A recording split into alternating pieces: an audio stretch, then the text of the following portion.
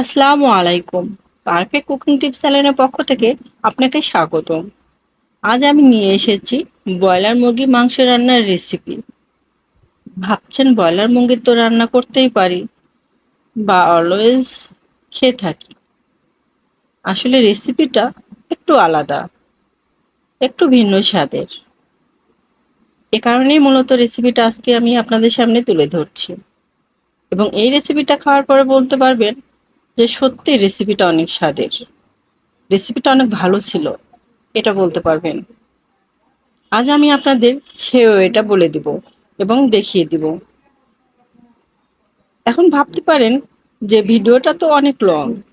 আসলে দেখেন, একটা মাংস রান্নার ক্ষেত্রে যতটা সময় প্রয়োজন হয় ততটা সময় তুলে ধরি না, কারণ অফ ক্যামেরাও অনেক সময় ব্যয় করতে হয়।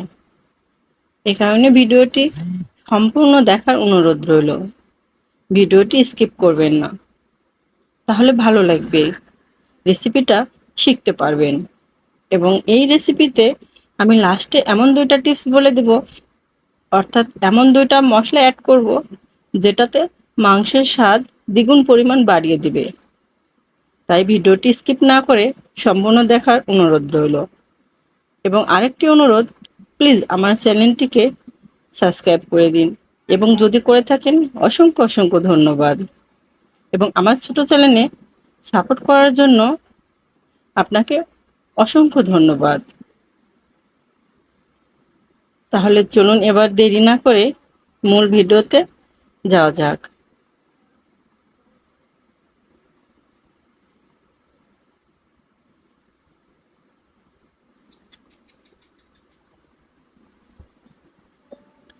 আমি এখানে ১ কেজি ব্রয়লার মুরগি নিয়েছি।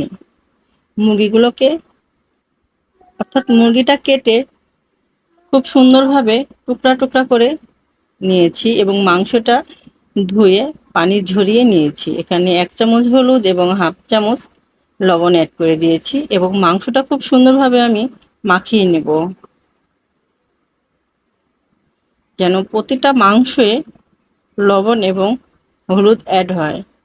এখানে একটা কথা বলে রাখি, আমি এখানে মুরগিটার লেগ, হ্যান্ড এবং হেড নিয়েছি, কারণ মুরগির লেগটা অনেকেই পছন্দ করে।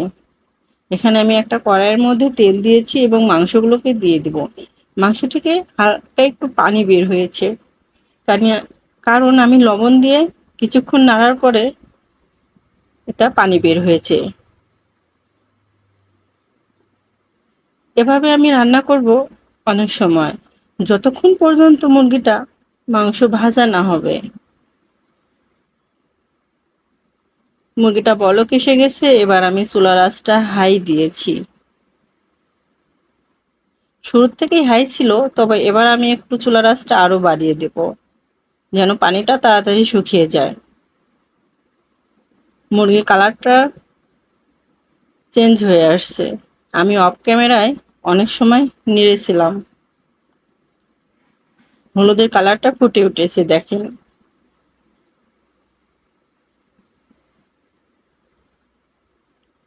এভাবে কিছুক্ষণ নাড়বেন এবং কিছুক্ষণ পর পর নাড়বেন। দেখেন মাংসটা ভাজা হয়ে গেছে, মাংস থেকে তেলটা ছাড়িয়ে দিয়েছে। মাংসটা দেখতে খুব সুন্দর লাগছে, তাই না?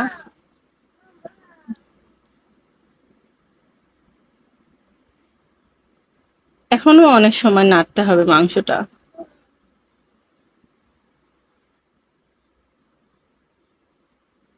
মাংসটা দেখেন রান্না হয় নাই, জাস্ট আমি ভেজে নিয়েছি, তাতেই মনে হচ্ছে রান্নাটা খেতে অনেক, মাংসটা খেতে অনেক ভালো লাগবে।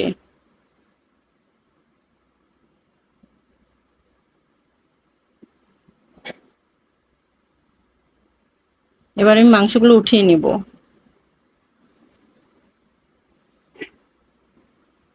সম্পূর্ণ মাংস আমি উঠিয়ে নিলাম। আমি এখানে মাংসের মধ্যে মানে মুরগির সম্পূর্ণ অংশটা নিয়েছি, কোনো অংশ ফেলে দেই নাই। তেলের মধ্যে আমি দিয়ে দিলাম পেঁয়াজ কুচি, ২-৩টা তেজপাতা অ্যাড করব আমি এখানে। কিছুক্ষণ এভাবেই নাড়বো। আমি এখানে এক্সট্রা কোনো তেল এড করলাম না, কারণ যে তেলটা বাড়তি ছিল সেই তেলেই হয়ে যাবে। ব্রয়লার মুরগি থেকে অনেকটা তেল বের হয়ে আসে, এটা সবাই জানে। এ কারণে বেশি তেল দিতে হয় না তরকারিতে। এবার দিয়ে দিচ্ছি আমি 1 চামচ আদা রসুন বাটা, 1/2 চামচ লবণ, 1 টেবিল চামচ জিরে গুঁড়া এবং 2 টেবিল চামচ মরিচের গুঁড়া দিয়ে মশলাটা আমি সুন্দরভাবে নাড়বো। এভাবে কিছুক্ষণ নেড়ে নেবো, 3-4 মিনিট। দেখেন মশলাতে বলক এসে গেছে, অর্থাৎ এই পর্যায়ে চুলার আঁচটা একদম লো রাখবেন। আমি দিয়ে দিলাম 8টা এলাচ, দারচিনি দিয়ে দিলাম 4-5টা, দিয়ে এভাবে কিছুক্ষণ নাড়বো, একদম লো আছে। এই মশলাটা ভাজার উপরও অনেকটা নির্ভর করছে মাংসের স্বাদ। এবার পানি অ্যাড করে দিয়েছি। পানিটা খুব সুন্দরভাবে বলক উঠিয়ে নেব, চুলার আঁচটা বাড়িয়ে দিব। পানিটা বলক হয়ে আসলে আমি মাংসটা ঢেলে দেব।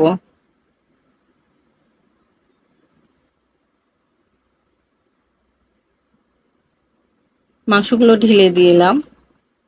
একটা কথা বলে রাখি, আমি এই মাংস রান্নার ক্ষেত্রে কোনো পর্যায়েই ঢাকনা ইউজ করি নাই। ঢাকনা ছাড়া আমি মাংসটা রান্না করেছি, কারণ ব্রয়লার মুরগির মাংস রান্না করতে লাগলে এমনিতেই সিদ্ধ হয়ে যায় খুব তাড়াতাড়ি। আমার মাংসটা রান্না করতে সময় লাগছে কারণ আমি একটু ভিন্ন ওয়েতে রান্না করছি। এই মুরগির মাংসটা এভাবে যদি রান্না করে খান তাহলে বুঝতে পারবেন তাহলে কতটা টেস্ট। এখানে আমি ধনিয়ার গুঁড়ো অ্যাড করে দিলাম 1 চামচ। এটা ধনিয়ার গুঁড়া বাসায় তৈরি করা। আর মুরগির মাংসের মশলা রেডিমিক্স, এটাও 1 চামচ অ্যাড করে দিলাম। ধনিয়ার গুঁড়াটা বাসায় ভেজে, আকর ধনিয়া কিনে বাসায় ভেজে তারপর পাটাতে বেটে আমি 1 চামচ অ্যাড করে দিয়েছি। এটা দিলে মাংসের স্বাদ অনেকটা বেড়ে যায়। বিশ্বাস না হলে এভাবে রান্না করে দেখবেন।